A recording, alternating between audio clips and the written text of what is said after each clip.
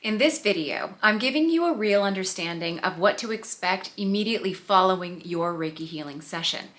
Maybe you're considering getting Reiki and you want to know what to expect, if you can, drive afterwards or go to work, or maybe you've just had a session and you're wondering if what you're experiencing is normal. Well, you've come to the right place.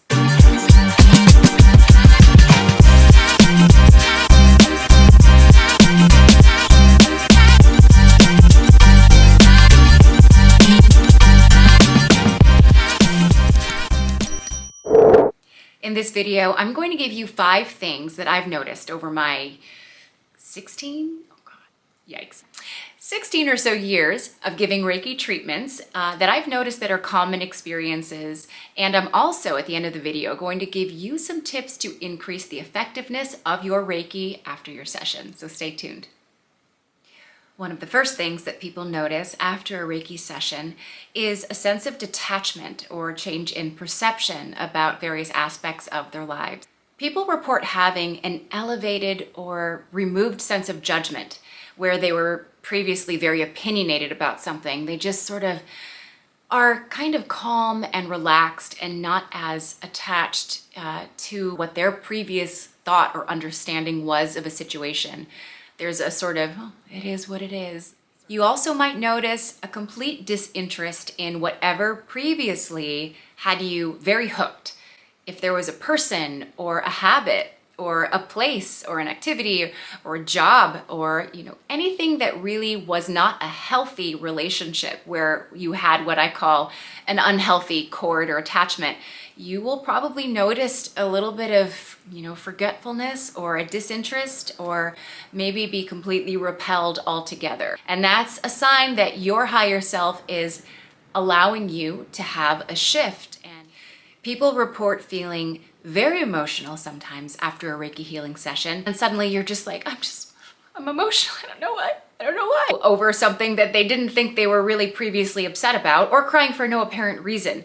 That is a flush, and that happens. Don't worry about something like that. It's completely normal to just suddenly have a lot of emotion, or seeing a dog run on the beach suddenly just makes you cry. A lot of things will trigger your emotional reaction if you need to actually have things come to the surface in order to clear. Next up is a physical reaction to the Reiki. Now, it's completely mythical that Reiki just leaves you feeling just loving and wonderful and peaceful about everything.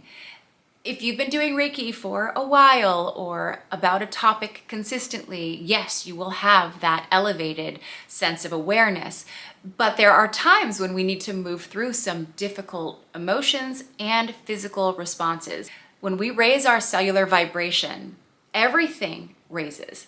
Our physical cells will spin faster and they will slough off toxins. So there are some people that have said, oh, I felt a little nauseous. I had a little diarrhea. I mean, it's not very common to experience very negative side effects like things that would make you think you were sick. That really happens very rarely, but it can happen.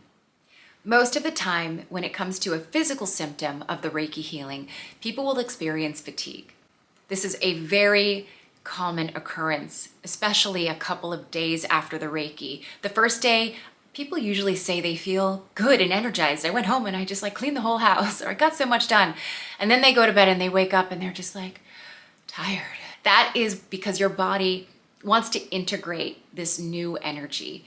Your body, your mind, your emotions, they're all needing to process new light, new information. Maybe you're anchoring in more of your highest self. Maybe you're detoxing, or maybe you're detaching from unhealthy energy cords.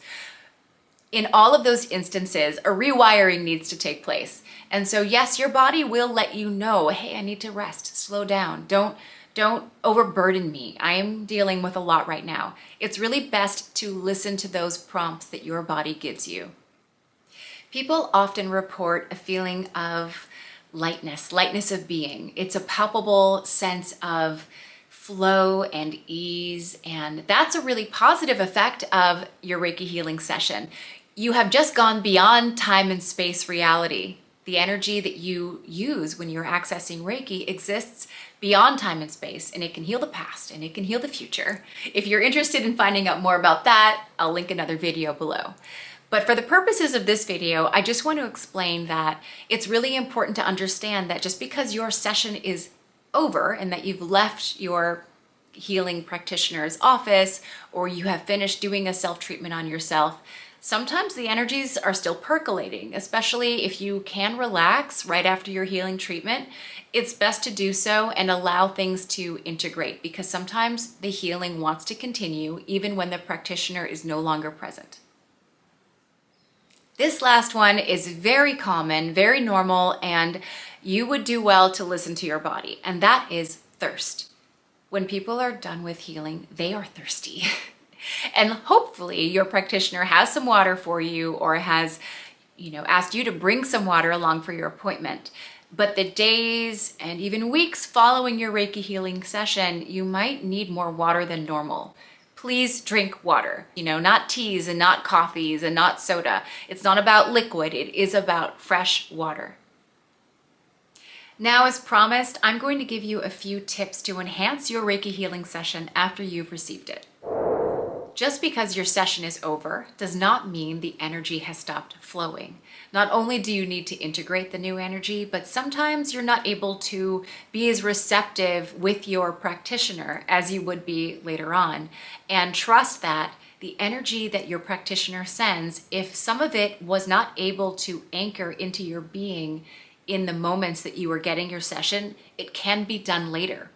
A lot of times people will start to feel as though they're getting Reiki all over again, even though they're by themselves and it's like the evening after their session. Well, that's because there might have been some aspects of you that were not ready or able to receive all of the healing.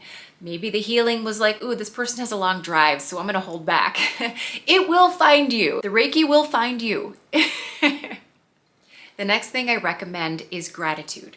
You can make a list of things that you're grateful for. You can gaze upon things that make you feel gratitude, whether it's your child or your pet or a wonderful meal or the beautiful weather. It doesn't matter what it is, as long as you open up to the energies of gratitude and say thanks. As you do that, you open up your heart chakra to receive more healing, and it's a way of affirming that you are receptive to the blessings and to the healing energy. Another thing I recommend is to do your own grounding or earthing. After we have an energy healing session, there is a lot of new light and new information, new wisdom that you need to integrate. And that also means, like I've previously stated, we need to release old energy. And one of the best ways to do that, one of the best ways to anchor in to your new purpose, to your new power, is to ground. I like to just take walks in nature, but you don't really have to go anywhere far away. As long as you have some grass outside and you got some bare feet, take off your shoes and just stand in the earth. You can water or trim your plants. You can pet your dog. Dogs are very grounding. Maybe you have your own crystals that you like to use to ground. It's something that you should do to sort of command a new presence, command this new you, command the new qualities of energy that you're wanting to bring forth, and that will really help anchor the healing energy. Yeah, it's a really good idea to ritualize your healing session in some way, to journal about it, to talk to yourself about it, to take a bath and light some candles around, to give yourself some ceremony. It's a way to communicate to your being that you have done something for yourself, something healing, something renewing, something to change your life or change a circumstance, and that you are doing this, especially when you include things like earth and water and fire and air. So whether it's lighting incense and candles or earthing, make sure you include the elements in what it is that you want to use to ritualize the healing that you've just done and the intentions that you've made. There you go. So these are the more common side effects or immediate experiences that people have right after a Reiki session. Now, like I said before, there are a lot of variables involved. Your receptivity, how many times you've had treatments, the power and skill of your practitioner, and what you're actually releasing. Some people have small adjustments they want to make in their auric field, and some people are trying to really clear deeply embedded traumas. And so everyone's side effects or experiences are going to be different. I have some exciting news for all of you aspiring Reiki students. I have a free guide, the link is down below, 10 steps to finding the right Reiki teacher. Now, I'm not always available. I don't always teach, and some of you might be far away from me. I like to do in-person classes and retreats. So it's really important, I think, for people to know how to discern whether or not a Reiki teacher or training program is legit. And this really cuts to the chase. It's basically in like a checklist form, so it's very easy to read and comprehend. So please enjoy this. It's a free gift to you. And again, the link is down below. And if you're new to healing, or if you're an adept healer, but maybe you want to expand and broaden your skills, check out this free quiz that I've created. What kind of healer are you? It's really fun, but it actually gives you some very strong insights as to what your innate healing talents are and what is most likely resonating with you right now. It's something that you can retake years or months after a certain training. You might resonate differently. So go ahead and take a look. The link is down below.